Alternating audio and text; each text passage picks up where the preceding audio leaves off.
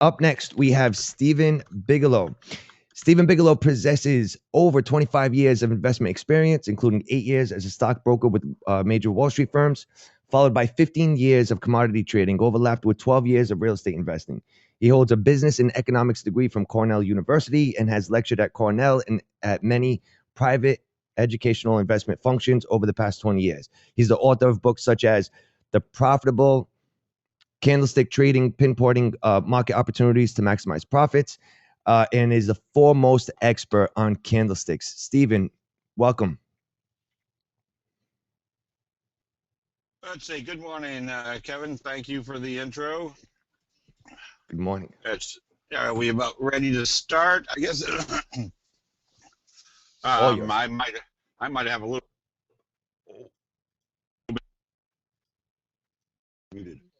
unmuted. Okay. All right. Well, good morning, everybody. And Kevin, thank you for the intro. I might have a little bit of what Rob has. I'm sitting here right now. I just moved up to Pennsylvania, and we're getting a nice heavy snowfall up here today.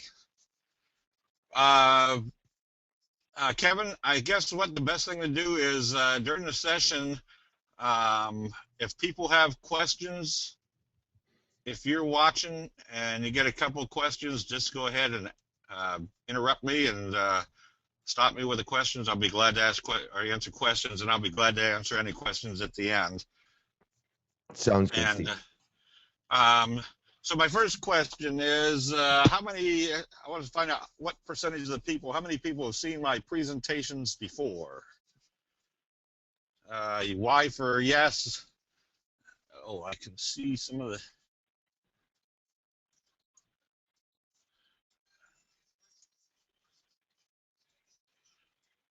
I can't tell what percentage is... I guess a good percentage have. All right, well, what I usually tell people is don't try to take notes. We're going to move too fast. Candlestick analysis is mostly a visual analysis. I was a stockbroker back in 1975. And I was probably one of the worst investors in the world. I eventually got out of the business because I realized that brokerage firms didn't know any more about what made stocks go up or down than anybody else. The safest investment strategy was find a good company. That was based upon the young MBAs coming out of Harvard Business School, analyzing what their cash flow was, what their sales projections, how good their management was.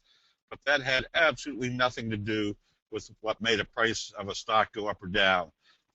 And I'm going to use the term stock in this presentation.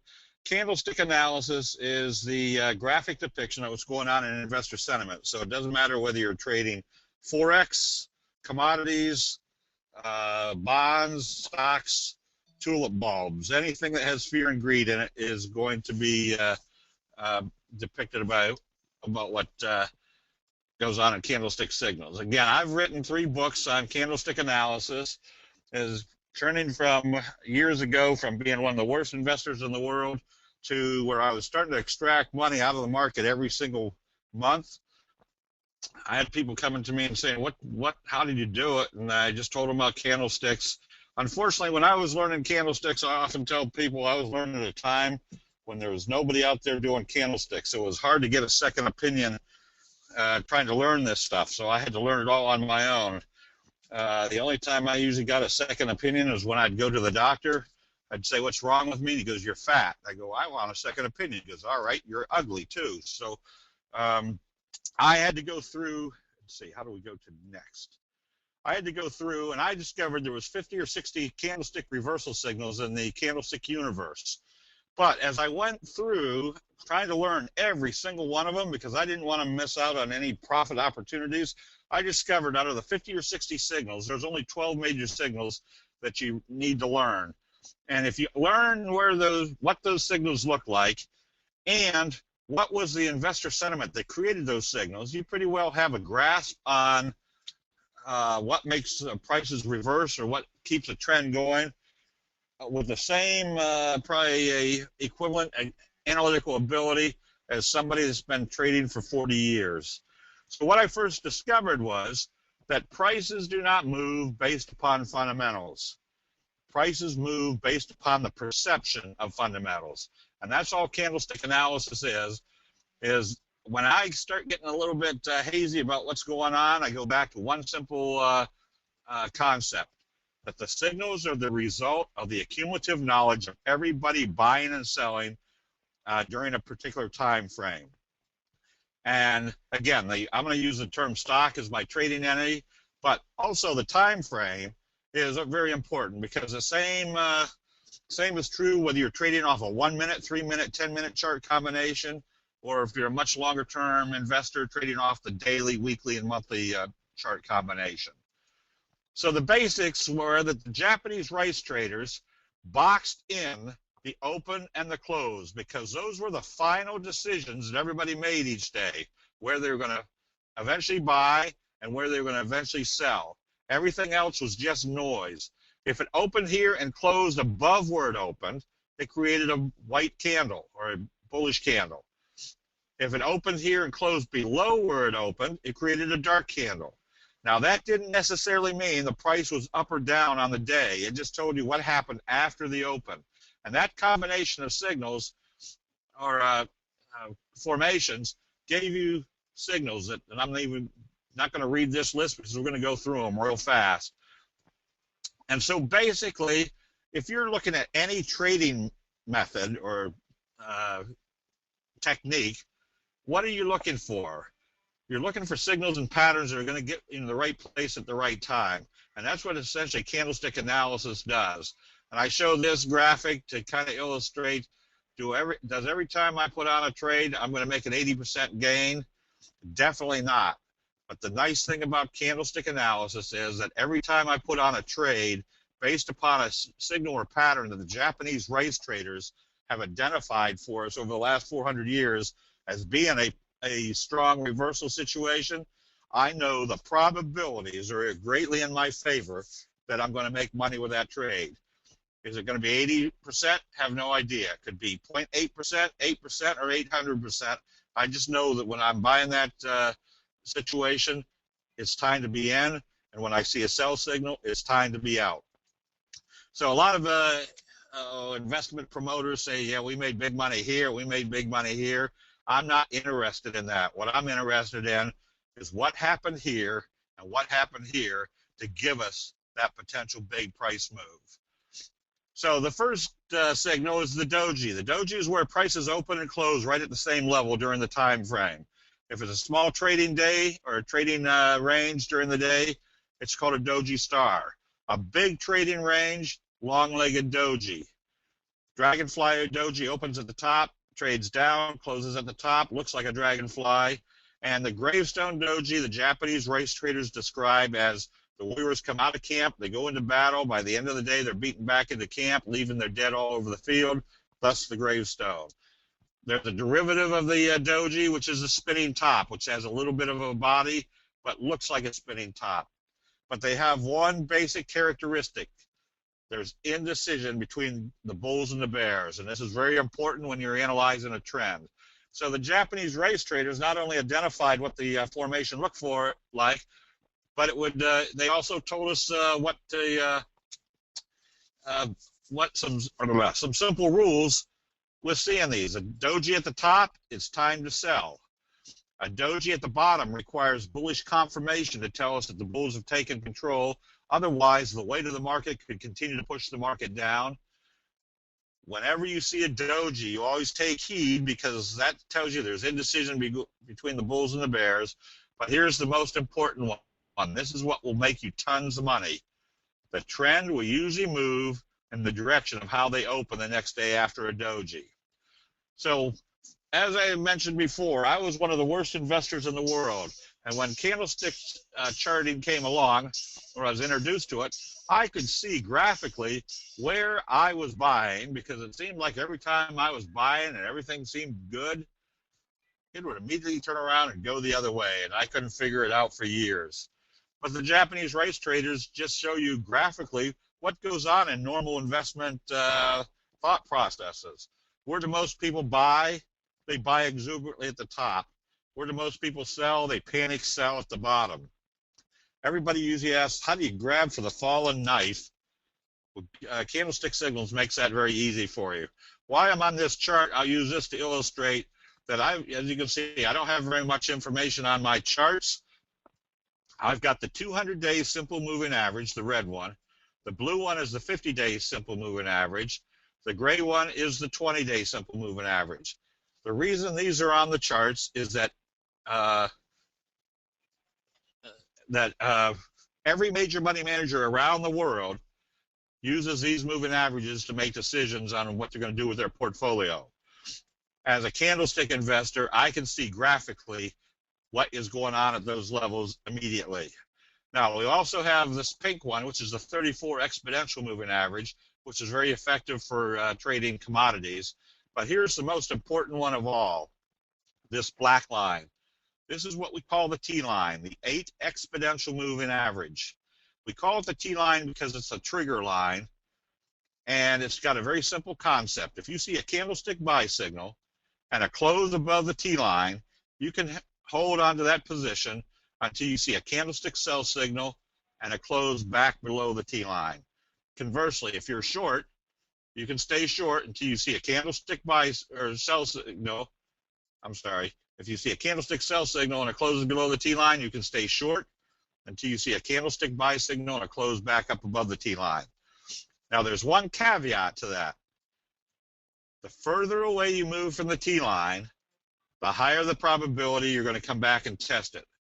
So overbought and oversold, I use stochastics. The number I use on my stochastics are 12, 3, 3. I'm overbought if it's above 80. I'm oversold if it's below 20. So there's a very simple concept. If you see a candlestick sell signal in the overbought condition, the probabilities are extremely strong that you're about ready to go into a reversal. If you see a candlestick buy signal in the oversold condition, the probabilities are extremely strong. You're about ready to reverse that trend and go back into an uptrend. So the Japanese rice traders illustrate for us, where do most people buy? They buy exuberantly at the top. If you see a gap up in an overbought condition, it's time to start taking profits. Now, a lot of people or advisors that I've seen through the years say stay away from gaps because you don't know what's going on once you see a gap. Gaps and candlestick signals are your best friends. You're going to make tons of money because if you don't know what the characteristic of the investor sentiment is in that signal, you know what's happening after there's been a strong gap up. Anytime you see that indecision up here in the overbought condition, the Japanese rice traders have a very simple rule. If it opens lower the next day, you close out the position. Anytime you see a gap up in an overbought condition and start seeing indecisive trading, start taking profits. If you see indecisive trading in the overbought condition and they gap it down the next day, it's time to go the opposite direction. The bigger the signal, the more compelling there is going to be a change of investor sentiment. Once again, notice your uptrend ever since a doji gap up, and then you see a doji lower open, that far away from the T-line, the probabilities are extremely strong that you're going to be going in the opposite direction. The bigger the signal, this is what we call a long-legged doji, had a nice fry pan bottom, which we'll get to later. Then we had a long-legged doji. What's that basically tell you? There was huge indecision going on this day, and what did they do the next day? They opened it lower and started trading it down. That told us exactly what was happening. The investor sentiment had changed and it was going the opposite direction. If one doji means indecision, a series of dojis means greater indecision. Let me see if I can figure out how to. I can't figure out ever how to use this. Show questions. I could never figure out how to work the question area. Kevin, if you see enough questions. If you see on the right side, you should see questions, and there's a little arrow on the left side of it. You just click on that arrow. And it should on the drop left. down on the control panel, the go-to web now control panel. Yeah, I'm trying to find where the how I can expand that box. Yeah, there's a little arrow on the side of the word questions. There's a little arrow on the left side. There's okay. Let me see if this goes this direction. All right. Okay, so I got to scroll. I don't know whether I'm in the right direction or not. I guess I've gone the wrong way. All the way to the bottom. All the way to bottom. Okay. Yeah. Your screen seems to have disappeared. Is that the last one?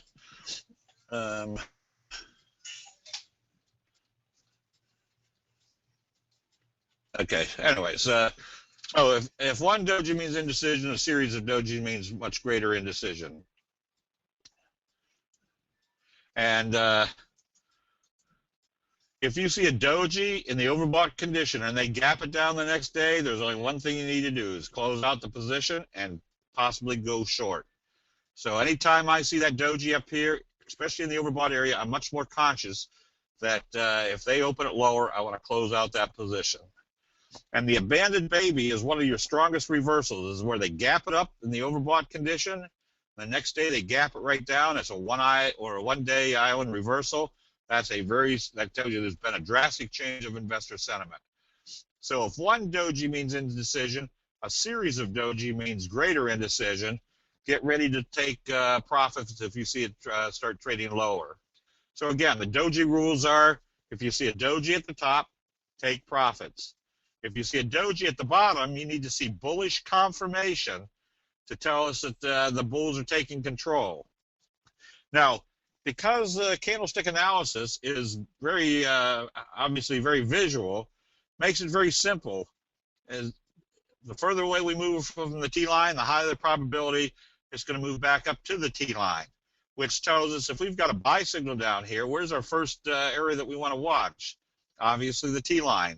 If it doesn't go through, we close out the position. Hopefully we've gotten out flat or with a small profit, but it's a trade that told us that the T-line was still acting as a resistance. If it does go through, we know we stay long until we see a sell signal and a close back below the T-line. Also, in the 35 years that I've been investing, I've heard hundreds, if not thousands, of money managers say, cut your losses short and let your profits run. The only problem is I've never heard one single one of them tell you how you cut your losses short and let your profits run. So if I see a doji in the oversold condition, and it opens positive the next day, what should I know? Which direction should it be going? It should be going in this direction, which means if I see it open and I'm buying and it trades back below the doji, I'm right out of the trade because that's exactly the wrong direction of what that signal should have told us we were doing. So if I see a doji after they've gapped it down, I start watching for buy signals. Or if I see a doji in the oversold area and they gap it up, that is one of your strongest reversals. That's, again, that abandoned baby. If the stochastics are in the oversold area, I want to buy immediately. I had somebody ask me within the last couple of weeks, how many days does it take for you to confirm that your uptrend's in progress? And the answer is 0. If I see a signal and the next day it confirms what it's supposed to do, I'm buying immediately. Again, if I see a gap down and then a signal, I'm starting to look for buy signals. That basically tells us maybe the bulls are starting to take control. Where do most people sell? They panic sell at the bottom. When do you grab for that fallen knife? Candlestick analysis makes it very visual. The doji, after a gap down, if they open up positive the next day, I want to be a buyer. What's my first criteria as far as looking for resistance? Here at the T line, if it goes through, I know I'm in a good uptrend. If one doji means indecision, a series of dojis means greater indecision. So using candlestick analysis, I can add as many pieces of criteria for being in a trade as possible. There's a bunch of flat trading dojis in the oversold area. The next day they open up positive and trade positive. That's a bullish confirmation, number one. Number two, they've closed it below the or above the T line. Number three, what are we looking for in our entry and exit strategies? Well, if this is a bullish confirmation, where do we want to see it trading the next day? Probably in a bullish manner. If they open it back down here, that tells us exactly what we don't want to be seeing, that the bulls aren't there. But if they open it positive and trades it positive, what's that telling us? They're confirming the signal, number one. They're trading above the T line, number two. Number three tells us this little downtrending channel has been breached. We now have a high probability of being in a very strong trade. I can't look at the 5-minute charts on here only because we're in a kind of a canned presentation with PowerPoints. However, if I'm trading intraday, I'm going to be going to the 10-minute, 5-minute, and 1-minute chart combination if I'm trading soybeans or I'm trading live cattle or trading the dollar during the day. So if I can see a candlestick signal occurring smack dab on what I know everybody else is watching, I know immediately what to do the next day. If they start trading it positive, that tells me the bulls have taken control and we should be in the uptrend. This is basically telling me exactly what's going on in investor sentiment at a major support level. So again, a doji at the top, take profits. Dojis at the bottom require bullish confirmation. If one doji means indecision, a series of dojis means greater indecision. And this is the best one right here. The trend will usually move in the direction of how they open it after a doji. Now, if you see a doji in combination with other signals, that's usually going to be a little bit more powerful reversal indicator. A left-right combo is a doji followed by a bullish engulfing signal, which we'll get to here in a minute. That's that indecisive trading, and then bam, that's that right hook coming around saying that the bulls are now taking control. It works both on the bullish area as well as the bearish area. Left-right combo, doji followed by a bearish engulfing signal. We want to start going short. And if you see those signals occurring right on a major support level, that's that much more credibility that if they start trading above the T line and breaking out through whatever everybody else is watching as far as the resistance area, that it's time to start getting into this position. Bullish engulfing signal, very simple. It opens below the previous day's close and closes above the previous day's open. This candle completely engulfs this, the body of this candle completely engulfs the body of this candle over here. Not necessarily the shadows, the trading range, just the bodies. And it acts like a neon sign that there's been a drastic change of investor sentiment. I want to start buying when I see the bullish confirmation. And once again, the bigger the signal, the higher the probability there's been a change of investor sentiment. You want to buy on confirmation. And if you see that big signal and a close above the T line, very simple. What do we want to see the next day? We want to see the bulls are still there. I don't need further confirmation. If it opens positive the next day and starts trading positive a little bit, that tells me the bulls are still there. I want to be buying immediately. So this is a very simple trade right here. A left-right combo closes right on the T line. Stochastics coming up. All I need to do is see positive trading the next day. That's telling me I'm confirming the left-right combo, telling me the T-line is not acting as resistance. And number three, telling me this downtrending channel is probably not acting as resistance anymore. I have a high probability of being in the correct trade at the correct time. If I see that bullish engulfing signal occurring right on a major support level, where do you think every major money manager is ready to buy? Well, if it's pulling back, they're going to say, shoot, I'll buy this, but I want to see if it supports on the 50. As soon as we can see they're supporting on the 50, we're buying because that's where everybody else has probably made their decisions to be buying. The bearish engulfing signal, the opposite obviously of the bullish, opens above the previous day's close, closes below the previous day's open. This candle body completely engulfs this body right here. And once again, the bigger this signal is, the more compelling there's going to be a change of investor sentiment. It also allows, knowing some of these little techniques or these little truisms about human nature, is where do most people buy? Exuberantly at the top. So if you see them gapping it up in an overbought condition, very simple. If they open this higher and start trading higher, I put my sell stop one tick below the open. If something's good's happening, it's going to keep right on going.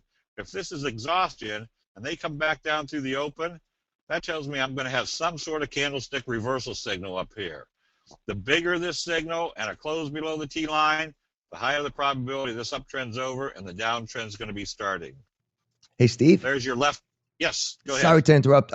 We have a few people asking if you could explain what the T line is again. The T What's line the is moving your average? eight exponential moving average. And as you know, or as we've seen, there's not very many people that use the 8 exponential moving average, but it works extremely well as far as a trend indicator, which tells us it's probably something natural like the Fibonacci number or the Fibonacci retracement numbers, that this is what human nature usually uses as in subconsciously or unconsciously as a trend indicator. So again, very simple. If I see a candlestick buy signal or close above the T line, I stay with it until I see a candlestick sell signal and a close below the T line, with the caveat that if I see a candlestick sell signal a good distance away from the T line, the probabilities are pretty high it's going to come back and test that T line. Now, my third book was How to Eliminate Your Emotions Using Candlestick Analysis, and the reason I wrote that was I was discovering a lot of people were having the same problems I was having when I was trying to figure out how to invest successfully, which is even if you can identify and apply a good trading system, if your emotions still screw you up, you're not going to trade well. So I've written a book. The third book was How to Eliminate Your Emotions While Using Candlestick Analysis, which was I would hate to sell, because if I finally hit a big trade, my thought process was, what if this is the next Dell? If I sold here, boy, would I look stupid if this thing just kept taking right off and made millions of dollars. So I'd hang on to it until it was all the way back down to where I bought it, and I'm thinking, what the hell? I'm sorry, what the heck was I thinking? Why didn't I take profits?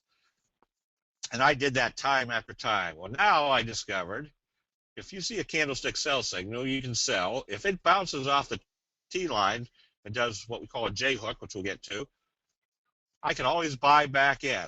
I don't mind if there's a 12-point move on a stock price and I only get 10. I was out when it was time to get out, and I got back in when it was time to get back in. That didn't bother me at all. All right, any other questions there? I guess my question and answer seems to be stuck.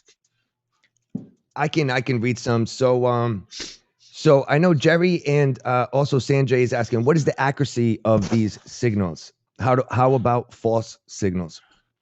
There's always going to be false signals. I would say overall, my correct trade ratio is probably around 67, 70%, right in that range, which seems pretty high. But when I first started investing, when I put on my trades, it was because I was smarter than everybody else, and that price should be going up. And if it didn't go up, it was because everybody that wasn't as smart as me didn't see the logic of why they should be in that stock. And I'd get out with great losses. The reason we're looking at candlestick signals today, after 400 years after they started being used by the family in Japan that produced them, is because the probabilities of them being correct are extremely high. Now, what is that exact probability? There's not a set number, but if they are occurring in the right conditions of the market, and that's also a factor, the probabilities are always in your favor when you're using candlestick signals. Okay. And sorry, Steve. Carlos is asking, what do you do if it crosses the 8-day exponential moving average on an overbought zone you sell, and then the next day closes above? If it produced a buy signal, I'm buying right back in again, because what's our simple rule? If it's closing above the T line, you stay long. So there's a lot of times, and I say a lot of times, there's times where I'll get out of a position because it looks like it's time to get out, and the next day they come right back up and close above the T line. I'll buy it the next day if it opens positive because that tells me I'm still above the T line. Again, it comes back to that concept. If that stock's price is moving $12 and I only got $10 out of that move because I sold and then bought back in at a higher price as it was going back in the direction I thought it should be, I don't mind. That difference that I sold out and then bought back higher was just insurance, and I wasn't holding on to something that was going to start a big downtrend. Okay, and then Alan asks, what is the smaller time frame that you use with the moving average? Oh, it all depends on what time frame. That's up to everybody's own individual trading. If I was trading the E-minis, which I did years ago, I would use the 1 minute, 3 minute, 10-minute chart combination. During the day, I trade soybeans or live cattle or the dollar. I may use the 10-minute chart as my bellwether, and when it looks like the 10-minute chart is setting up, I'll flip down to the 5-minute to see if that's confirming the 10-minute, and if so, then I flip down to the 1 minute to see whether the 1 minute is going to confirm my 5-minute even further. If most of my trading, when I'm trading stocks, I'm a swing trader, so I will use the daily chart to tell me when it's time to get in and out. But if I've got something that has moved dramatically out of the trading range, like a big profit move, and I'm well over from the oversold to the overbought condition, then I'll flip back to my 10-minute chart, and as long as it stays above the T line on the 10-minute chart, I stay long. But as soon as I see a candlestick sell signal and a close below the T line on the 10-minute chart after a big price move, I'll close out the position, because the worst case scenario is if they take it down and start bringing it back up above the T line, I can always buy it back in off the 10-minute chart. Okay, and then Sanjay asks, how about if the stock is under no defined trend, i.e. sideways movement? The stock can go up and down through the T line? Yes, and if that's the case, that usually tells me I don't want to be in that position because it doesn't have a trend. I'm looking, the whole point of investing is to find a stock that's going to have a good price move, whether bullish or bearish. If it gets junky, I don't want to be there. And the reason for that is I can scan the 7,800 trading entities in the markets for the best 1, 2, 3 trades the next day in less than 20 minutes each afternoon, just because of the easy visual aspects of candlestick scanning. Once I put the formulas in, all I have to do is refresh it each day, and it's going to show me the signals or the patterns that I'm looking for. Okay, and then Tom C asks, are you using the same T line on your intraday trading? Yes, all these charts are the same. I guess what you call fractal. This chart, you could be looking at this chart as a 1-minute chart or a daily chart or a monthly chart. It's all going to look the same. And then Chris asks, does this work in the Forex market? Which I believe you answered already, right? Yes, it works in the Forex market. The only problem with the Forex market is you don't have a daily open and close. It's a free-flowing market. But you can set your time frames as 10 minutes, the hour, 4-hour time frame, whatever speed you're trading the Forex. And then Sanjay, how do you scan? What criteria? Very simple. I can put in the formula. If I'm looking for dojis at the bottom, I'm looking for dojis that are the stocks trading stochastics in the oversold area, less than 20, and forming a doji. And when I can come up with all that criteria, the next day I see which ones are open to positive. That tells me I have a doji at the bottom with bullish confirmation. That's just the doji. But it's very simple to set up scans to find stocks or patterns. We have them all over our website. I mean, they're just formulas, and you just stick them into your scan software. Okay.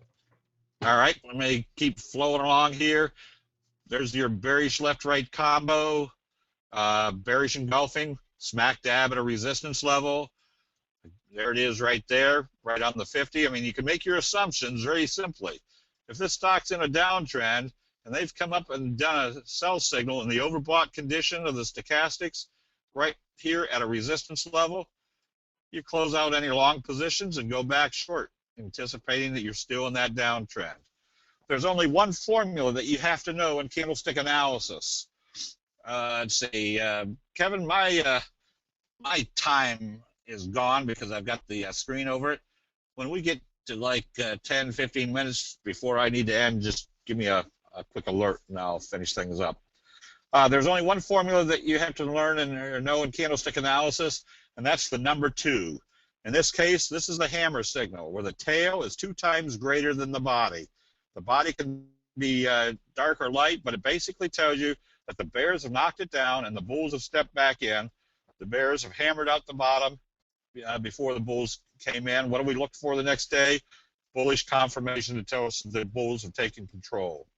This tail to the downside is a good indication that they knocked it down and the bulls stepped back in. What's our confirmation the next day? It's going to open positive and start trading positive. And if you can see visually where they've found their support and then did a reversal signal, that tells you exactly what you want to know, that that was the reverse, that was the spot that everybody was buying and the bulls were starting to step in. Hammer is that tail to the downside is confirmation, especially if they open up positive the next day, you're going positive. At that point, you just see whether it can get through the fifth or the T line. If it does, you know you're going to your next resistance level.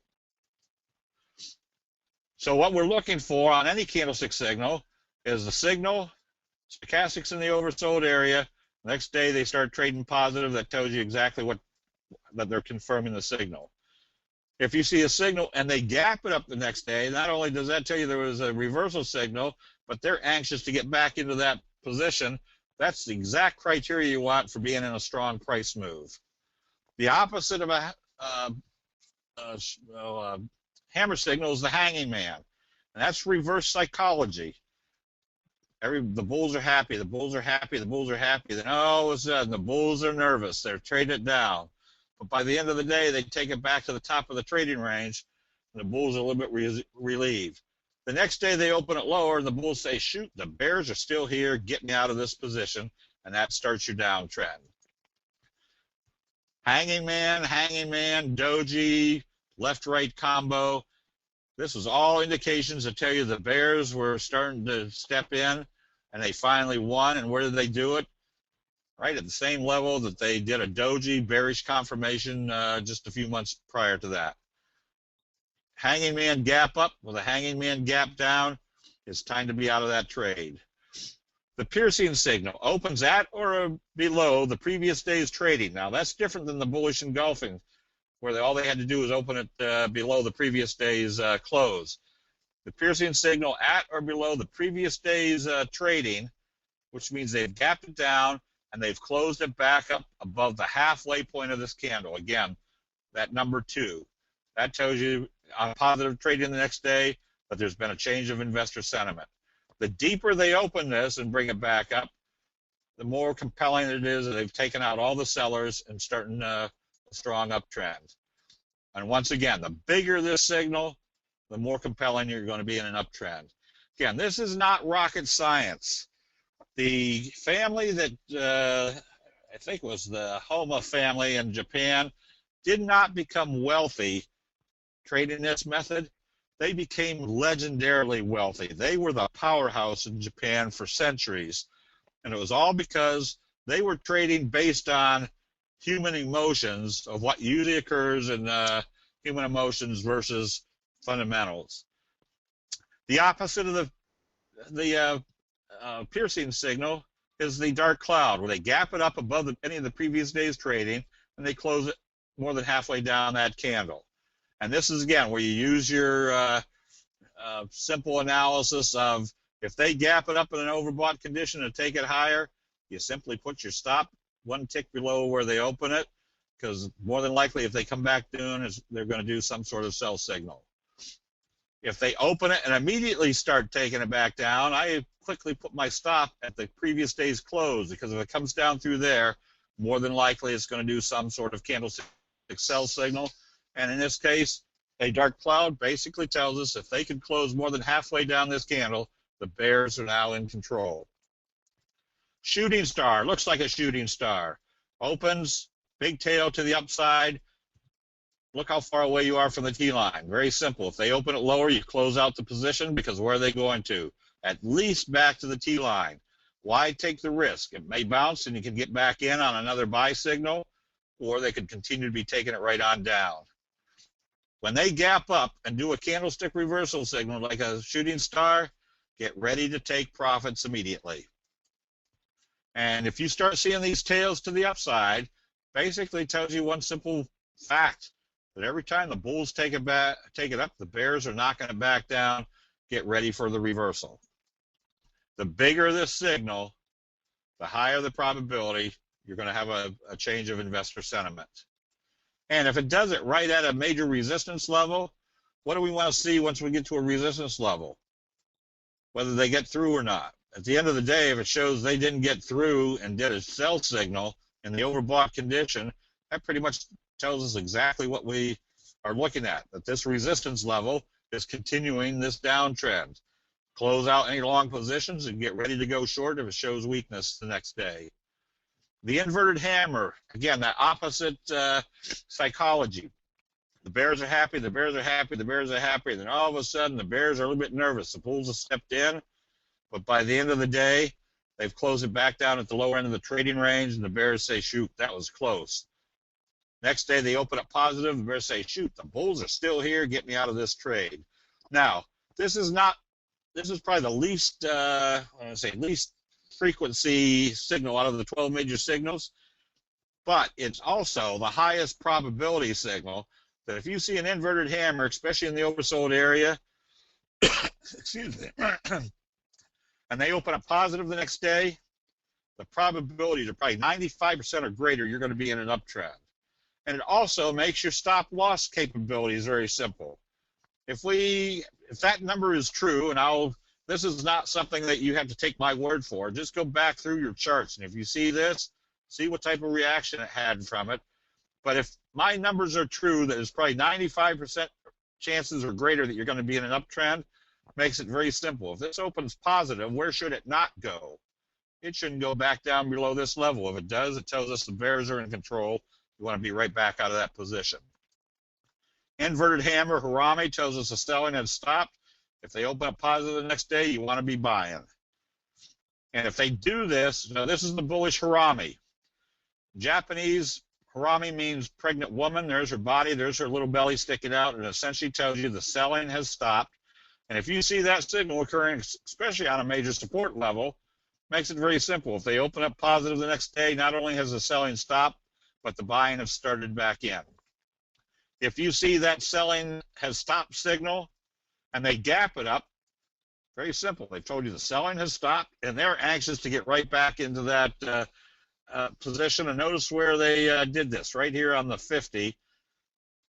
And that told us the next day they were buying. Where do most people sell? They panic sell at the bottom. Where do you grab for the fallen knife? When you start seeing the candlestick reversal signal and then bullish confirmation the next day. So it makes it very simple. If you see a reversal signal and the bulls have taken control, confirming the signal and close up above the T line, if they close it more than halfway down the candle that told you the bulls are in control and close it below the T line, you close out the position immediately.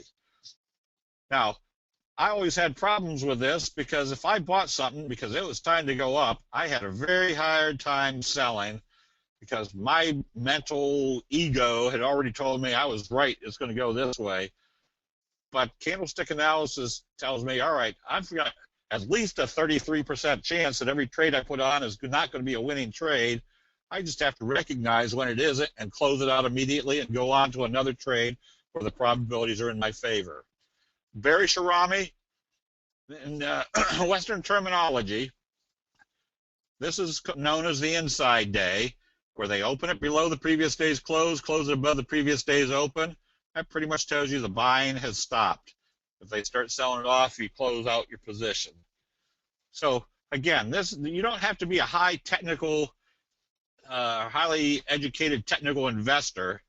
All you have to do is recognize, just be able to see, and you can recognize the signals. And kind of put it in the equation of the old couple getting ready for bed, and she's standing there naked in front of the mirror, and she says, look at me, my face is wrinkly, my arms are thin, my butt is scrawny, my legs are spindly. And she turns around to her husband, says, is there anything positive you can say about my body? And he goes, well, your eyesight's still pretty good.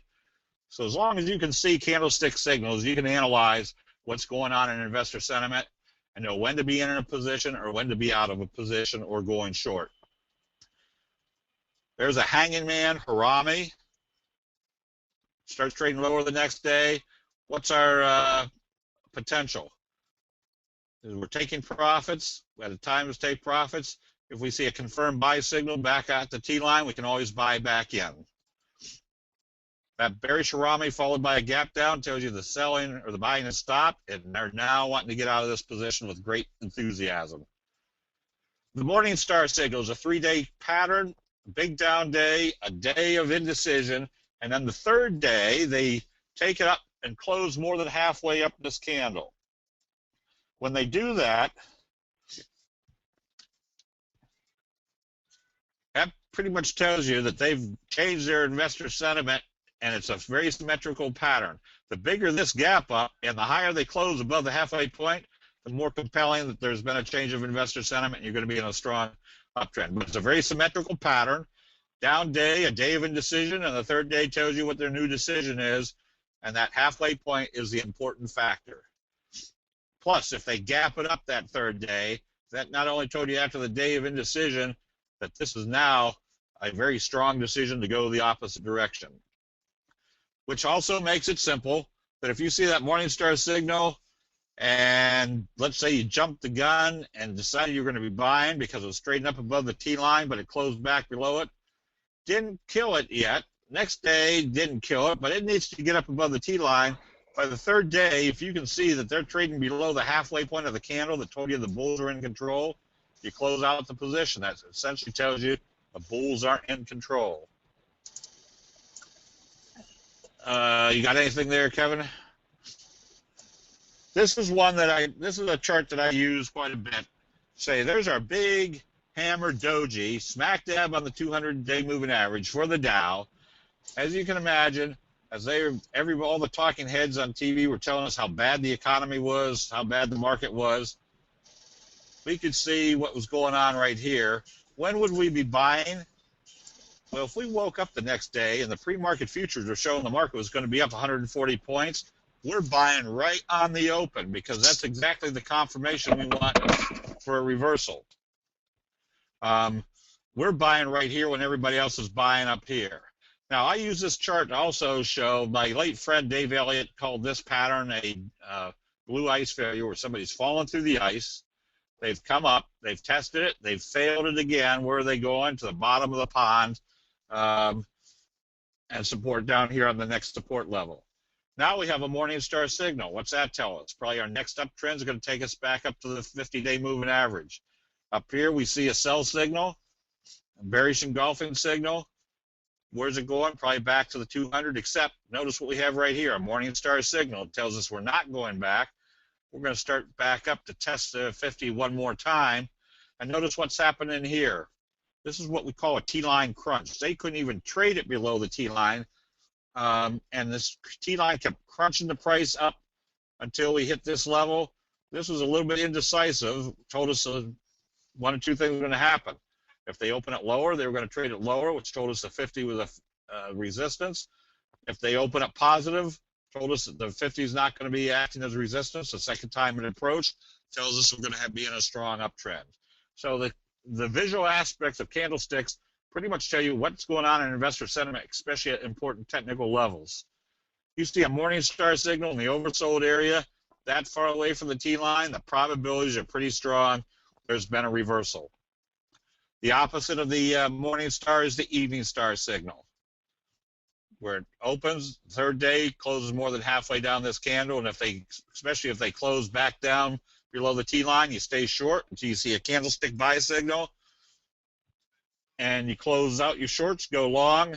If it failed right here with confirmation, you close out your short or your longs and go back short again, but this told us they were still taking it up.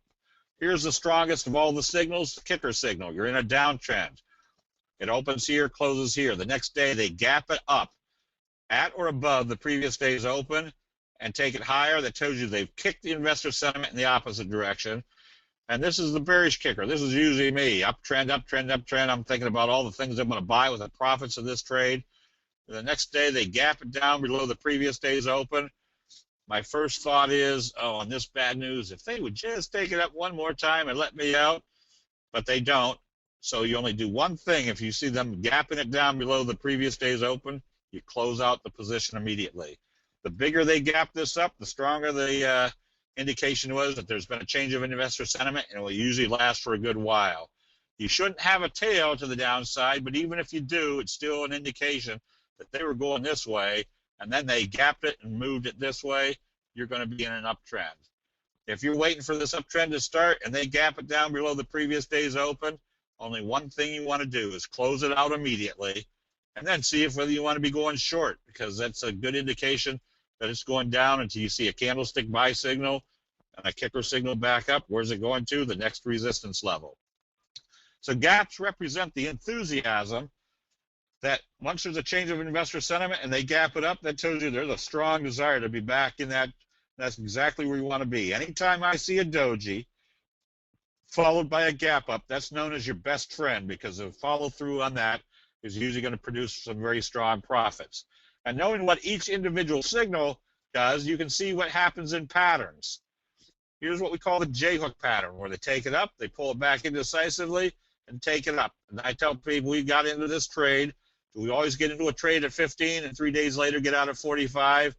Definitely not. But with candlestick analysis, it puts us in situations where we can get in based upon, look at this big fry pan bottom, or slow rounding bottom that you couldn't trade one way or the other. And then out of all this indecision, they told us what their decision was. We're buying in here because it's a breakout.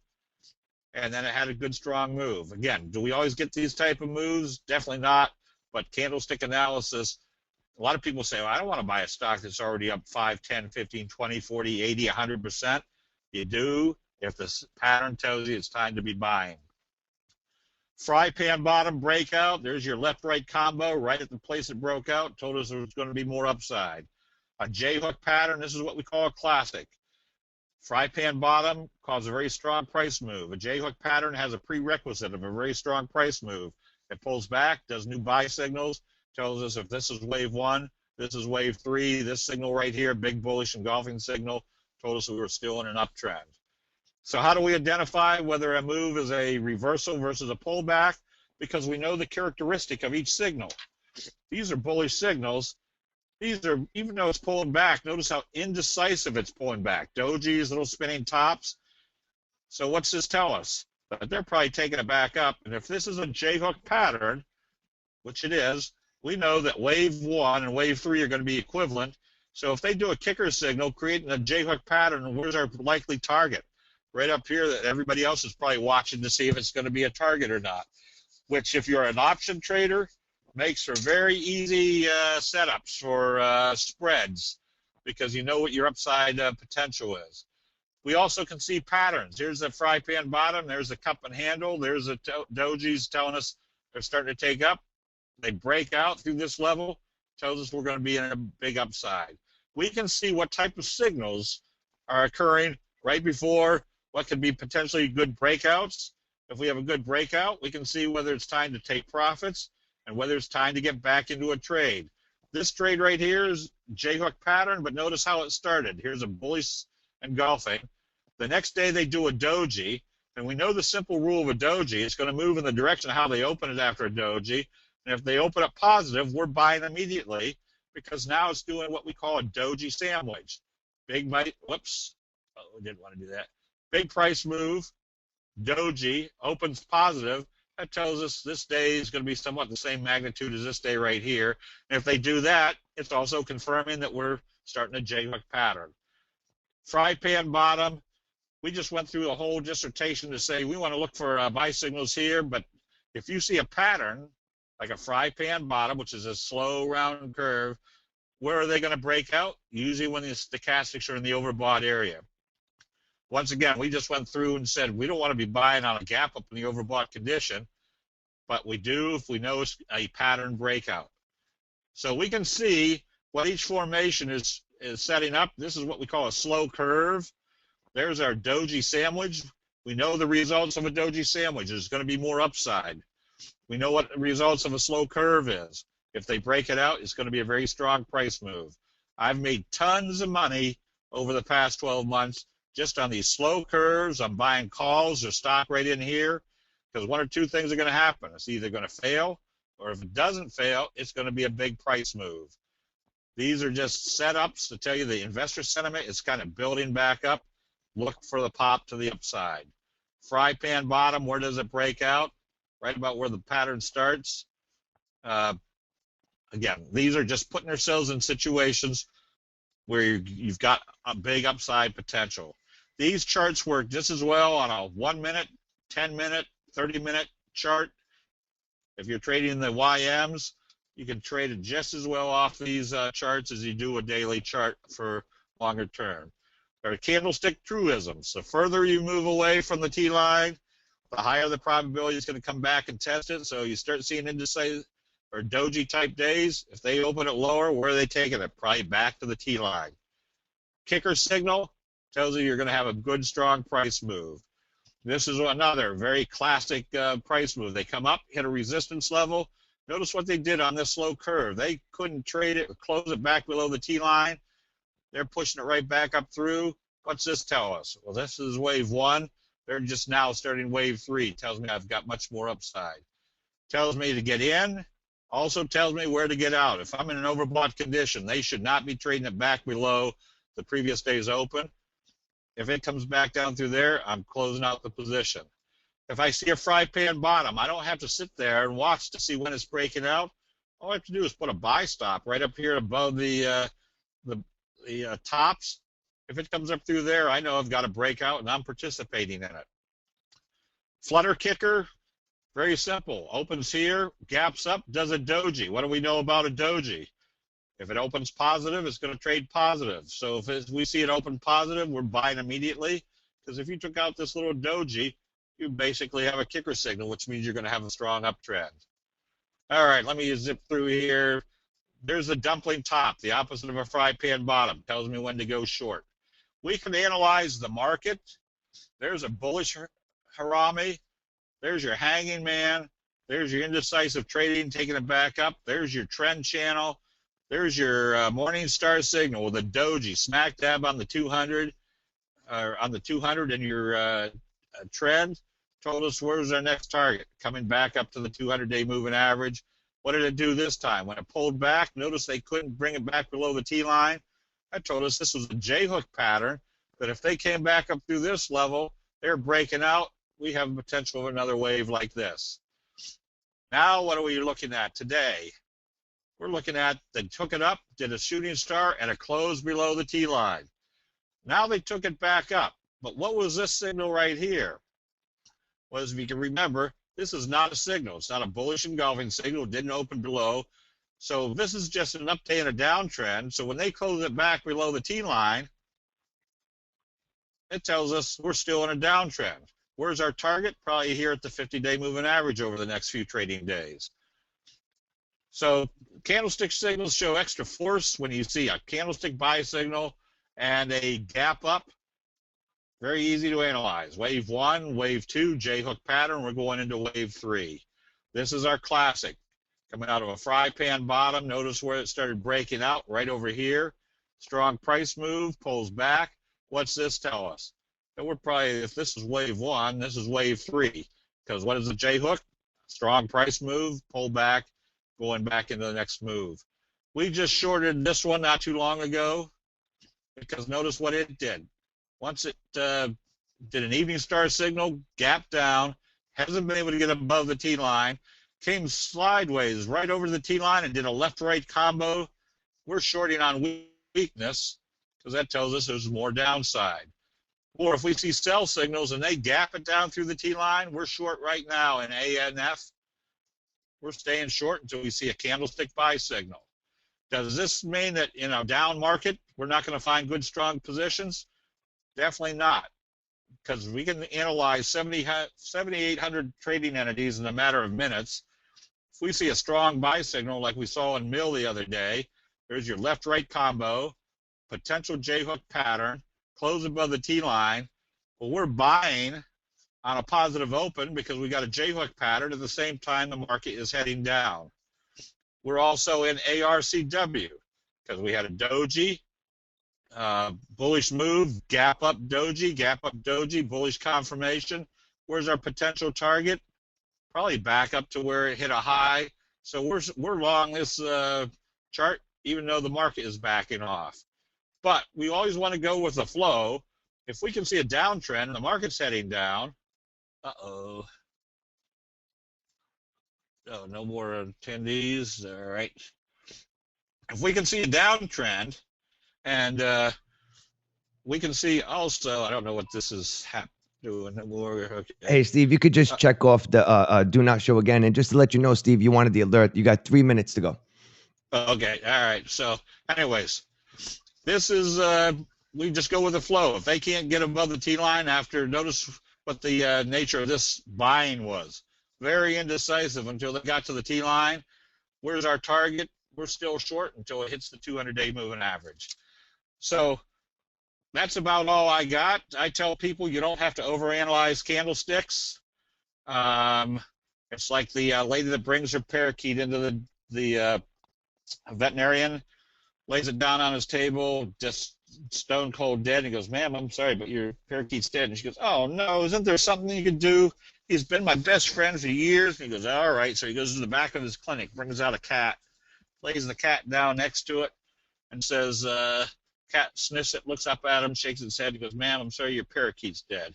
She goes, "Oh man, he's been my best friend. Isn't there anything else just to make sure?" And he goes, "All right." Goes out to the back of his clinic, brings in a great big Labrador Retriever, and says, the lab puts his paws up on the table, sniffs the bird, kind of looks up at the vet, shakes his head, and goes, "Ma'am, I'm sorry, but your parakeet's dead." And she goes, "Oh man." They go up to the front desk, and he goes, "So that'll be $250. She goes, "You're charging me $250 to tell me my parakeet's dead?" And he goes, "No, ma'am, I would have done that for $18. Then you wanted a CAT scan and a lab report after that. So I tell people you don't have to overanalyze candlestick analysis. It's just common sense investor perspectives put into a graphic depiction. Now, we always make an offer that people can't refuse. And let me see if I can stick it in here. For 12 buckaroos, let's see, send to all. I don't think that came through. Kevin, you have a link?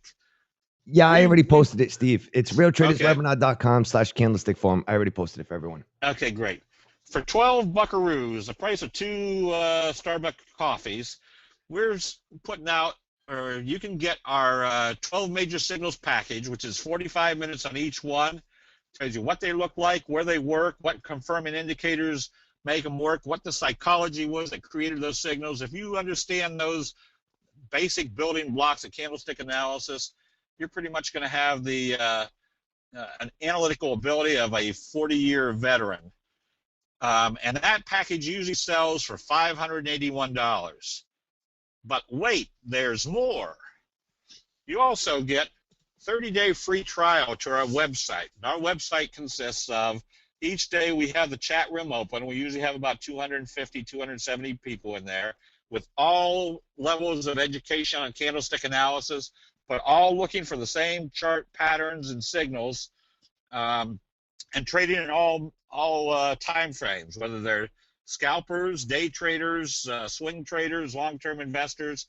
You're going to find people that can answer questions as you're learning how to use candlesticks, and they come up with some very excellent trades. Also, Monday nights, I do an hour and a half of what the markets are doing, what signals look good, what the currencies are doing, the commodities. We do a free one on Saturday or on Thursday night.